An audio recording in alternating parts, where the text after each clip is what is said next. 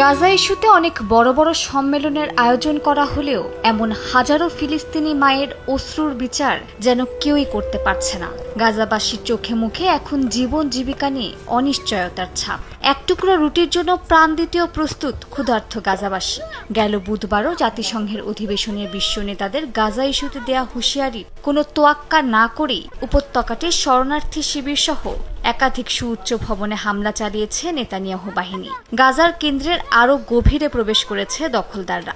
শুধু গাজা নগরী নয়, পুরো উপত্যকা জুড়ে অব্যাহত রয়েছে ইসরায়েলের সামরিক অভিযান। পানি নেই, খাবার নেই, আমাদের সন্তানরা ধীরে ধীরে শেষ হয়ে যাচ্ছে। কেউ আমাদের নিয়ে চিন্তা করে না, না কোনো দেশ, না কোনো বিশ্ব নেতা। আরব ও মুসলিম বিশ্বের নেতাদের সঙ্গে বৈঠকে ট্রাম্প প্রশাসন গাজায় যুদ্ধবিরতির একটি পরিকল্পনা তুলে ধরেছে বলে জানিয়েছেন ট্রাম্পের মধ্যপ্রাচ্য বিষয়ক দূত স্টিভ উইটকফ। এতে বন্দীদের মুক্তি, স্থায়ী যুদ্ধবিরতি ও গাজায় হামাসবিহীন প্রশাসনিক কাঠামো গড়ে তোলার পাশাপাশি ধাপে ধাপে ইসরায়েলের সেনা প্রত্যাহার সহ মোট ২১টি প্রস্তাব রয়েছে। আরব নেতারা প্রস্তাবের বেশিরভাগ ধারা সমর্থন করলেও যোগ করেছেন কিছু শর্ত।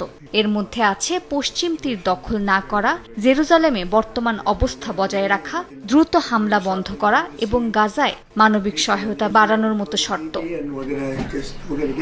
এদিকে জাতিসংঘের সাধারণ অধিবেশনে যোগ দিতে যাওয়ার সময় তেল আবিবের বিমানবন্দরে বিক্ষোভের মুখে পড়েছেন ইসরায়েলের প্রধানমন্ত্রী বিনিয়ামিন নেতানিয়াহু।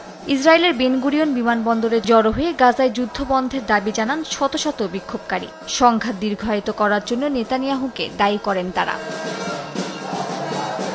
এদিকে ইয়েমেনে হাউতি বিদ্রোহীরা গাজায় গণহত্যার প্রতিবাদ স্বরূপ ইসরায়েলের দক্ষিণাঞ্চলের এলাত শহরে ২টি ড্রোন নিক্ষেপ করে।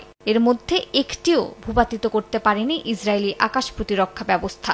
এ ঘটনায় বেশ কয়েকজন আহত হয়েছেন। হাউতির মুখপাত্র তেল আবিবকে কড়া ভাষায় হুঁশিয়ারি দিয়ে বলেন, নিরীহ ফিলিস্তিনিদের ওপর আগ্রাসন বন্ধ না হওয়া পর্যন্ত এ ধরনের হামলা অব্যাহত থাকবে।